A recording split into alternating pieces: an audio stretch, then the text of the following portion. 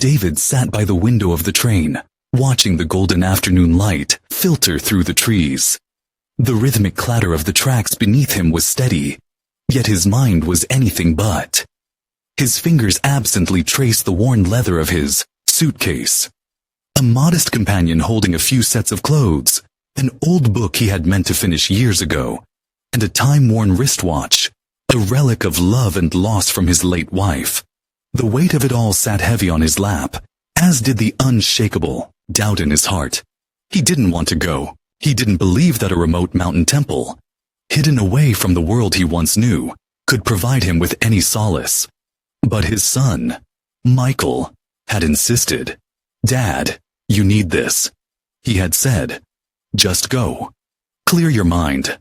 But David didn't know if clearing his mind was even possible anymore. He had spent years trying and failing to do just that. Retirement was supposed to be a time of peace, of reflection. Yet, for David, it had only led to an ever-expanding void. Without the routine of work, without deadlines to meet or problems to solve, he was left with nothing but time. Time to replay old mistakes. Time to question every decision he had ever made. Had he been a good husband? A good father? A good man?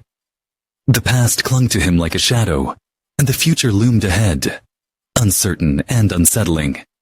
Each day blurred into the next, a carousel of regrets and what-ifs. The train slowed as it climbed, the mountainside winding along narrow paths carved into the stone. With each turn, the world grew quieter. The constant hum of city life was replaced by the rustling of leaves, the distant call of a bird, the whisper of the wind through towering pines. It was unnerving, this silence. Too stark, too confronting. He wasn't sure if it would soothe him or suffocate him. When the train finally arrived at the small mountain station, an old car was waiting to take him the rest of the way. The road twisted and turned through thick forests, the air growing crisper with each mile. And then, at last, the temple appeared. A humble structure nestled between ancient trees, its tiled roof dappled with moss, its wooden beams weathered by time. It looked untouched by the world beyond the mountains, frozen in an era where life moved slower, more deliberately. An elderly monk stood at the entrance, his frame small, but his presence steady, like a rooted tree. His robe was simple, his expression gentle, his eyes carrying the weight of wisdom earned through years of stillness. "Welcome, David," the monk said with a soft smile. "I am Jiro. Think of this place as your home." David nodded faintly, though the word home felt foreign to him now. Later that afternoon, he wandered the temple grounds, his steps hesitant against the stone pathways. The scent of pine and incense lingered in the cool air. As he turned a corner, he found himself in a quiet room where an old piano stood in the corner, its keys veiled in a fine layer of dust. He hesitated before stepping closer. The sight of it stirred something deep inside him. Memories of evenings spent playing for his wife, of her laughter echoing through their home, of a life that now felt like a distant dream. He sat down, fingers trembling slightly as they hovered over the keys. He tried to play, tried to summon the melody that once flowed so effortlessly from his hands. But the notes were uneven, fragmented, lost in the passage of time. A sharp pang of frustration shot through him. His hands, once so sure, now betrayed him. He clenched his fists, the old doubts creeping in. Maybe he had lost more than just music over the years. Maybe he had lost himself. A quiet presence entered the room. Jiro watched from the doorway, his face calm, unjudging. After a moment, he stepped forward and sat beside David. "Music," he said gently, "is not about playing every note perfectly. It is about the space between the notes. It is about feeling." David remained silent, the words settling into him like ripples across still water. He looked down at his hands, then back at the keys. For so long, he had clung to perfection, to control. Perhaps that was why everything felt so heavy now. Perhaps he hadn't come here to find answers, but to learn how to let go. Chapter 1. Living in the Present. The morning air was crisp, carrying the faint scent of pine and damp earth. A soft mist clung to the temple grounds, veiling the world in an ethereal stillness. David stepped outside, pulling his robe tighter around him, feeling the coolness of stone beneath his bare feet. The silence was unsettling. In his old life, mornings had been filled with the hurried rustling of newspapers, the clinking of coffee cups, and the incessant hum of the world waking up. Here, in the stillness of the mountains, there was nothing but the sound of his own breath. He found Jiro seated beneath a towering cypress tree, his form still as the trunk behind him. The old monk gestured for David to sit beside him. "Tell me, David," Jiro said softly. "Where is your mind?" David hesitated. "Everywhere," he admitted. "I keep thinking about the past, things I should have done differently. And then, I think about the future, whether I've wasted too much time, whether I'll ever feel at peace." Jiro nodded knowingly. "You are like a man carrying two heavy sacks. One is filled with yesterday's regrets, the other with tomorrow's worries. Neither exist in this moment, yet you bear their weight as if they do." David sighed, running a hand through his graying hair. "I don't know how to put them down." Jiro reached into his robe and pulled out a small cup. With slow deliberation, he poured tea from a clay pot, filling the cup to the brim. He then continued pouring, allowing the tea to overflow and spill onto the ground. David watched, puzzled. "You're wasting the tea." Jiro smiled. "And you are wasting the present." He set the pot down. "Your mind is so full of the past and the future that there is no room left for now. Just as this cup cannot hold more tea, you cannot hold peace if your mind is overflowing." David looked down at the steaming cup in his hands. He had spent so much time trapped in his own thoughts that he had forgotten to simply be. He took a slow sip, focusing on the warmth spreading through his fingers, the delicate aroma curling arda around him. It was the first time in a long while that he had truly tasted tea. Jiro observed him carefully. Peace is not something to be found in another time or place. It is only ever found here. He gestured around them. "Close your eyes, David." "What do you hear?" David obeyed, shutting out the sight of the temple grounds. At first, he noticed only the sound of his own breath. Then, slowly, other sounds emerged. The rustling of leaves as the wind moved through the trees. The distant chirping of a bird greeting the morning. The faint trickle of a stream nearby. It was as if the world had always been singing.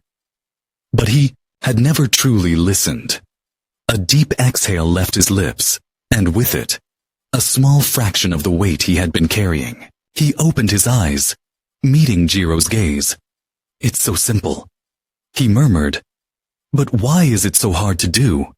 Jiro chuckled. "Because we have spent our lives anywhere but here. But the mind, like a muscle, can be trained. Each time you find yourself lost in thought, gently return to this moment, to the feeling of your breath, to the sound of the wind, to the warmth of your tea." David nodded slowly. For years, he had searched for peace as if it were some distant treasure, always just out of reach. But now, sitting beneath the ancient cypress, the truth settled into him like roots into the earth. Peace had never been lost. He had simply been looking in the wrong place. For the first time in a long while, David allowed himself to be fully present. Not in the past. Not in the future. Just here. Just now. Chapter 2.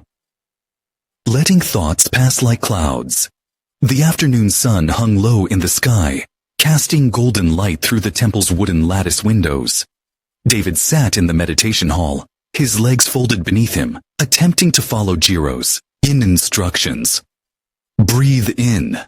Breathe out. Observe. But his mind refused to cooperate. Thoughts rushed in like waves against a shore. Memories of his past, worries about the future, regrets, hopes, anxieties. Each time he tried to push them away, they only grew stronger, louder, more insistent. Jiro, seated beside him, must have sensed his struggle. Do not fight your thoughts, David. He said gently. You are not here to silence them, only to observe them. David frowned, but they won't stop. Jiro pointed toward the sky outside. Look at the clouds, he said. Do they stay in one place? David glanced up. Wisps of white drifted lazily across the blue expanse, changing shape, dissolving, reforming. No, he admitted. They keep moving. Jiro nodded. And so do thoughts. They come, they go. But they are not you. The sky does not become the clouds, just as you do not become your thoughts. You simply watch. David took a deep breath, letting the idea settle. He closed his eyes again. Instead of trying to force his thoughts away, he imagined them as clouds, floating, shifting, passing. Some were dark and heavy, others light and fleeting. But none stayed forever. For the first time, he felt a sliver of distance from his mind's endless chatter.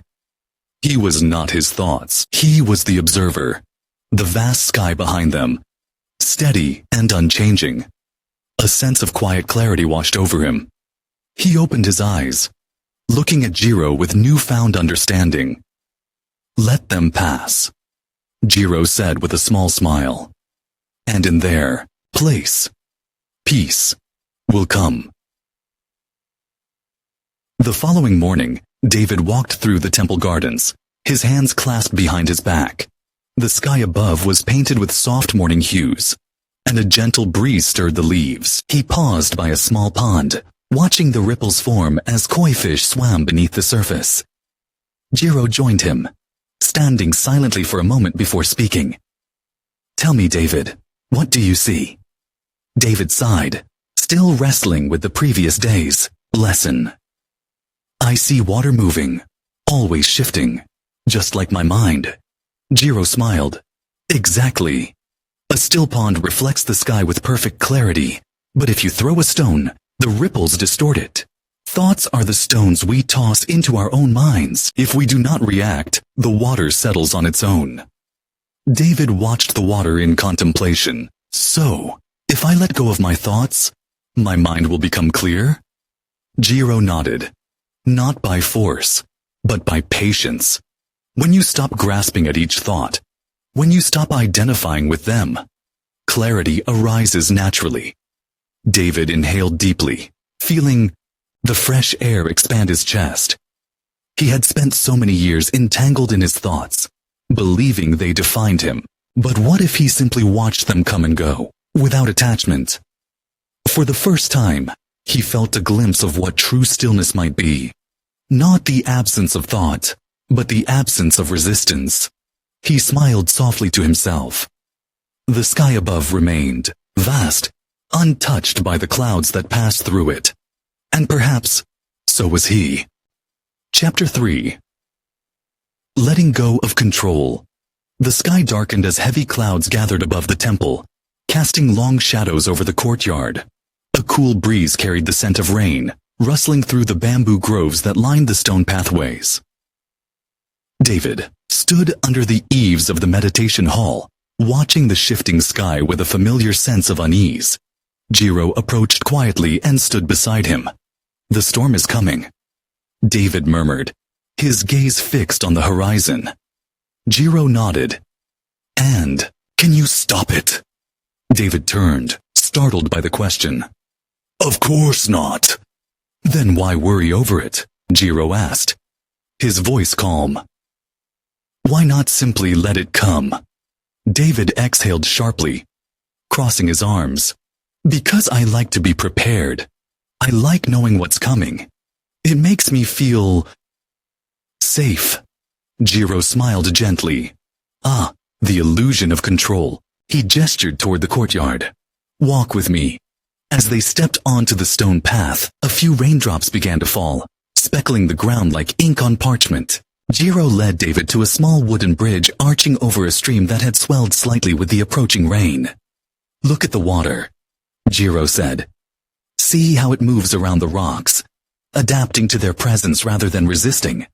David observed the stream, watching as the current twisted and turned, flowing effortlessly around each obstacle. It just goes where it needs to. Jiro nodded. Exactly. Yet humans resist. We fight against life's currents, believing we can force things to bend to our will. And in doing so, we suffer. David sighed. So, you're saying I should stop trying? Just let whatever happens. Happen? Not quite. Jiro said. Letting go does not mean giving up. It means understanding what is within your power and what is not. It means trusting the flow of life instead of exhausting yourself, trying to control what cannot be controlled. The rain grew heavier, pattering against the wooden beams of the bridge. David looked down at his reflection in the water, distorted by the raindrops. He thought of all the years he had spent trying to control every aspect of his life. His career, his relationships, even his own emotions. And yet, despite his efforts, uncertainty had always found its way in. What if the current takes me somewhere I don't want to go? He asked quietly. Jiro placed a reassuring hand on David's shoulder. Then perhaps that is where you were always meant to be. David felt something shift inside him, like a knot loosening, a weight lifting. The rain soaked through his robe, cool against his skin. But for the first time, he did not rush to seek shelter. He simply stood there, feeling the water wash over him and let it be. The storm had come, and he was still standing. Chapter 4. Connecting with Mindfulness. The morning sun cast a soft golden glow over the temple gardens as David followed Jiro along a narrow stone path. The scent of pine and damp earth filled the air, and the rhythmic chirping of cicadas accompanied their steps. The temple grounds, usually a place of quiet contemplation, felt even more serene today, as if the world itself had slowed to match their pace. Jiro stopped by a wooden bench overlooking a tranquil koi pond. He gestured for David to sit and took a seat beside him. For a while, they simply watched the fish glide effortlessly beneath the water's surface. Their movements were unhurried, free, and yet purposeful. David, Jiro said softly, breaking the silence. Tell me, when was the last time you truly tasted your food? David blinked, taken aback by the question. I eat every day, of course. Jiro smiled. Yes, but do you truly taste it? Or is your mind elsewhere? Thinking about the past, worrying about the future? David sighed, realizing the truth. In the monk's words, he had spent years eating meals while reading the news, planning his next task, or replaying conversations in his mind. The act of eating had become mechanical, a necessity rather than an experience. Jiro reached into his robe and pulled out a small tangerine, peeling it with slow, deliberate movements. The fragrance of citrus filled the air. He handed a section to David. Try this, he said. But before you eat, take a moment. Look at its texture, its color. Bring it to your nose and inhale its scent. Feel the weight of it in your hand. David hesitated but followed the instructions. He had never considered something as simple as eating a tangerine to be an exercise in awareness. He slowly placed it in his mouth, feeling the burst of juice, the delicate balance of sweetness and tartness. It was as if he were tasting a tangerine for the first time in his life. Jiro observed him. That, he said, is mindfulness. David let out a small breath, something between amazement and regret. How many moments had he missed by not being present? How much of his life had been lost to distraction? Jiro continued. The mind is like a restless monkey, always swinging from thought to thought. But mindfulness, true mindfulness, anchors us to this moment. It is not about stopping thoughts, but about being fully engaged with what is happening right now. David nodded, the lesson settling deep within him. He had spent so much of his life chasing the next thing, believing happiness lay just beyond the horizon. But happiness, he realized now, was never in the next moment. It was in this one. Jiro rose to his feet and motioned for David to follow. They walked in silence, their steps in sync. David noticed things he had never paid attention to before. The way the sunlight filtered through the trees, the coolness of the stone beneath his feet, the rhythmic sound of his own breath. He felt connected to the world around him in a way he hadn't before. They reached a small wooden platform overlooking the valley below. Jiro turned to him. Mindfulness is not something you practice only in stillness. It is something you carry into everything, walking, breathing, working, even in moments of hardship. David gazed at the vast landscape before him, the rolling hills stretching endlessly into the horizon. He took a deep breath, feeling the air fill his lungs, and exhaled slowly. In that moment, he wasn't thinking about the past. He wasn't worrying about the future. He was simply here, now, and for the first time in a long time. That was enough. Chapter 5. The Beauty of Simplicity. The morning air was crisp, carrying the faint aroma of burning incense as David wandered through the temple gardens. The gravel crunched softly beneath his feet, a steady rhythm in the stillness of the world around him. His mind, however, was not still. It raced with thoughts of everything he had once owned. His house filled with furniture, closets overflowing with clothes, a garage packed with tools he had barely used. He had spent a lifetime accumulating, yet standing here, in the simplicity of the temple, he wondered if any of it had truly mattered. Jiro was seated on the temple's wooden veranda, carefully tending to a bonsai tree. He gestured for David to join him. "This tree," Jiro said, trimming a small branch, "teaches us an important lesson." "Do you know what that is?" David shook his head. "Patience?" Jiro smiled. "Yes, but also discernment. It grows strongest when we remove what is unnecessary. By trimming away excess branches, we allow the tree to direct its energy where it is needed most." David watched as Jiro carefully pruned another branch.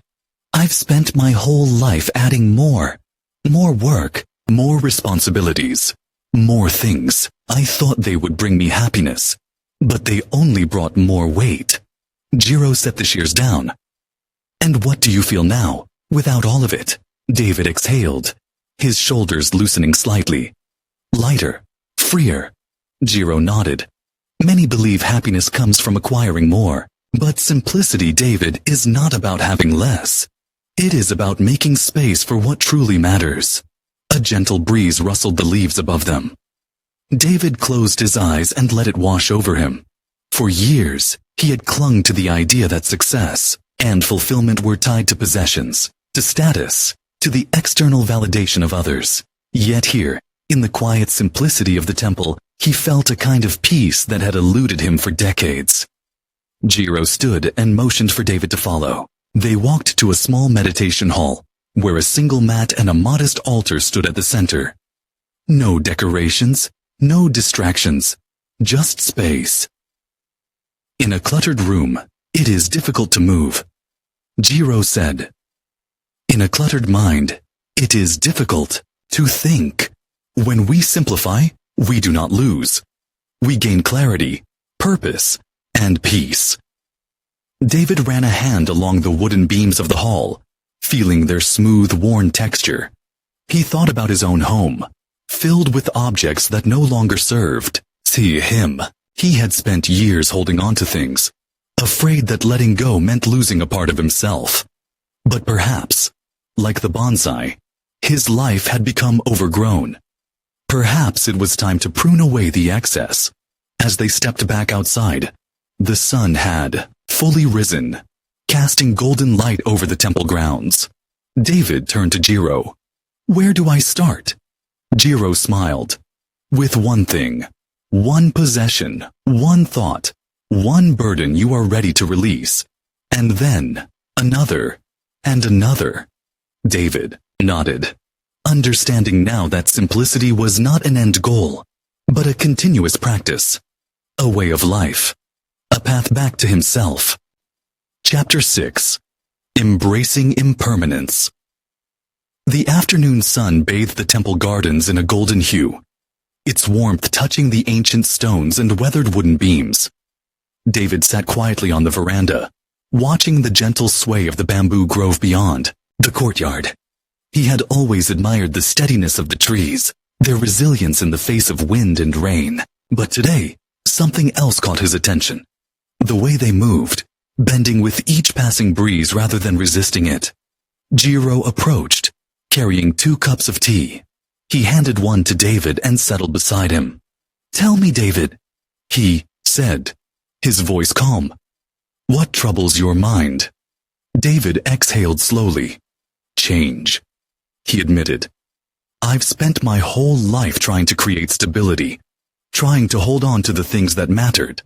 My career, my family, my health, but no matter how tightly I gripped them, they slipped away. Everything changes, and I don't know how to be at peace with that." Jiro nodded, taking a slow sip of his tea. "Come," he said after a moment. "I want to show you something." They walked through the temple grounds until they reached a pond, its surface smooth and undisturbed. Jiro picked up a small rock and handed it to David. "Drop this into the water." David hesitated, then let the stone fall from his fingers. It plunged into the pond, sending ripples outward in perfect circles. The waves spread until they disappeared, and the water became still once more. Jiro smiled. "This is life, David. Every moment, every experience, every person we love, they are like ripples on the surface of the water. They come, they expand, and then they fade. But does the water mourn the ripple?" David shook his head, his gaze fixed on the pond. "No," he murmured. "It just returns to being water." Jiro sat on a nearby rock, letting his fingers skim the surface of the pond. Impermanence is not something to fear, nor is it something to fight against. It is the nature of existence. The cherry blossom does not weep when its petals fall. The river does not grieve when it flows into the sea. Why then do we cling so desperately to what must inevitably change? David swallowed, feeling the truth of Jiro's words settle deep within him. He thought of his son, now grown and with a family of his own. He thought of his wife, whose laughter still echoed in his heart, though she had been gone for years. He thought of his youth, once vibrant, now fading like autumn leaves. For so long, he had tried to resist the passing of time, to hold on to what was slipping through his fingers. But time was not meant to be held. It was meant to be lived. Jiro stood and gestured toward a cherry blossom tree nearby, its pink petals fluttering to the ground with each breath of wind. "You see, David, the beauty of the flower is not in how long it lasts, but in the fact that it blooms at all. The same is true for every moment in our lives." David closed his eyes, feeling the breeze against his skin, the scent of the blossoms in the air, the warmth of the sun on his face. For the first time, he allowed himself to simply be, without grasping, without resisting, just being. When he opened his eyes, he turned to Jiro and nodded. "I think I understand now." Jiro smiled. "Good. Then let us walk and enjoy the time we have." As they strolled through the temple gardens, David no longer thought of what had been or what was to come. Instead, he walked with the present moment, embracing each step, each breath, knowing that this too, like everything else, was fleeting, and that was what made it beautiful. Chapter 7. Self-compassion. The evening sky was painted in deep shades of amber and violet as David sat alone on the temple veranda, staring at the flickering candlelight before him. The soft hum of cicadas filled the air, blending with the distant rustling of leaves. Yet inside him, there was no such harmony. Despite everything he had learned, a lingering heaviness remained. A quiet voice whispering reminders of his past mistakes, his shortcomings, the people he had let down. Jiro approached, his footsteps light, yet steady. Without a word, he sat beside David and placed a small ceramic bowl between them. David glanced at it, noticing the golden veins running through its cracks. This bowl, Jiro said, was once broken, shattered in fact. But instead of discarding it, we repaired it using kintsugi, the art of mending broken pottery with gold. Now, it is more beautiful not in spite of its cracks, but because of them. David traced the delicate golden seams with his fingers. But the cracks are still there, he murmured.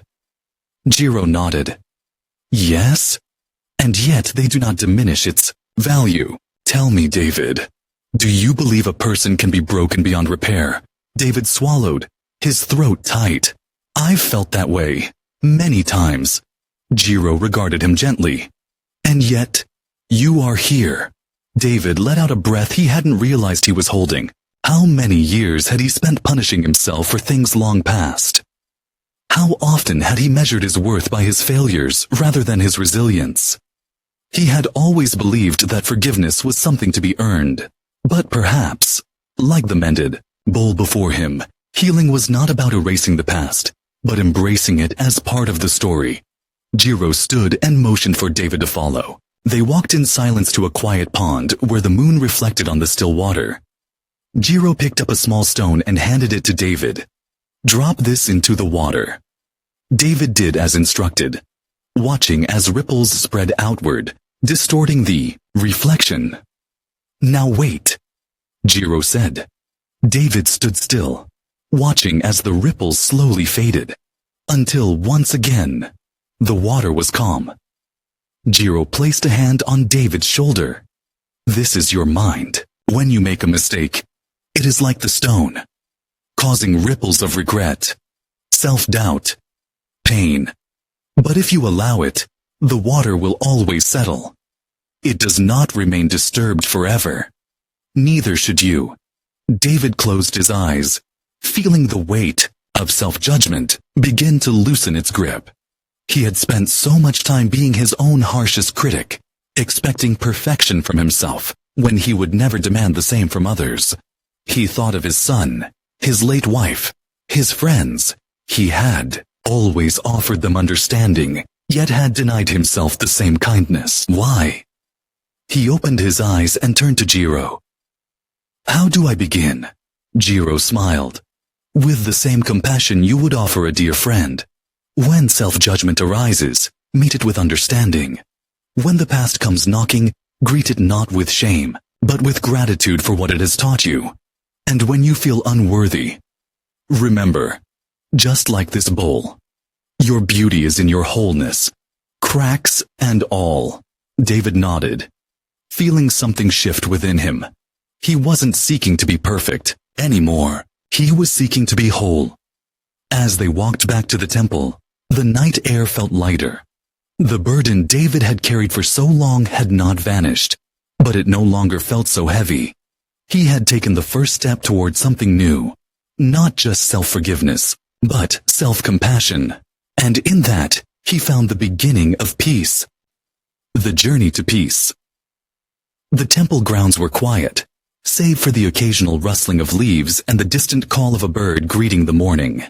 David stood at the temple gate, his packed bag resting beside him.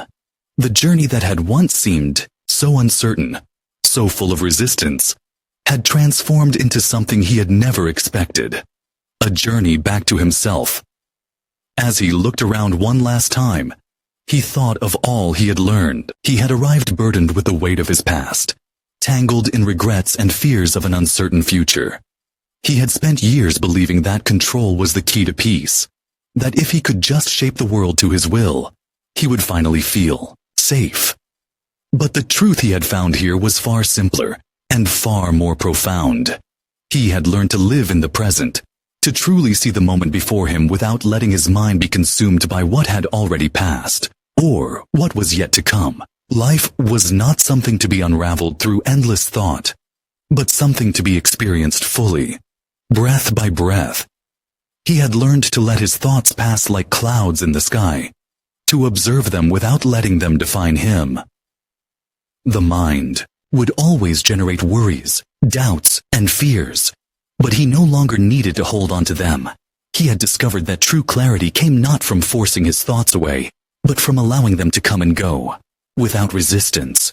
He had learned to let go of control, to stop fighting against the currents of life. Like the river flowing effortlessly around rocks, he had come to understand that there was wisdom in surrender, in trusting the natural rhythm of existence, rather than exhausting himself trying to change what could not be changed.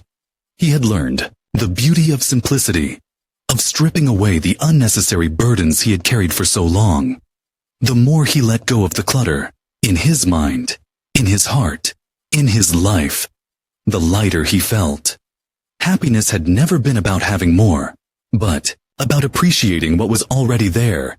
He had embraced impermanence, understanding that all things, both joyful and painful, would pass. He no longer needed to hold on to moments in desperation, fearing their end. Instead, he had come to cherish them fully, knowing that their fleeting nature was what made them precious. And perhaps most importantly, he had learned to offer himself compassion. He had spent a lifetime being his own harshest critic, believing that his mistakes defined him. But here, in the quiet presence of Jiro and the lessons of the temple, he had seen the truth. His imperfections were not marks of failure, but proof that he had lived, that he had grown. He was not broken. He was whole, just as he was. Jiro stood beside him now, his gaze as steady as ever. "You are ready, David," he said. "Not because you have found all the answers, but because you have learned to stop searching for them." David smiled, feeling the weight in his chest lighten. "I think I understand now. Peace isn't something to be reached. It's something to be chosen, over and over again." Jiro nodded. "And it is always within reach, as long as you return to the present." David picked up his bag, but this time it felt lighter. As he stepped beyond the temple gate, he carried no expectations, no need for certainty, only the quiet understanding that he had everything he needed within him. The path before him stretched, wide and unknown, but for the first time in a long while, he did not fear it. He welcomed it.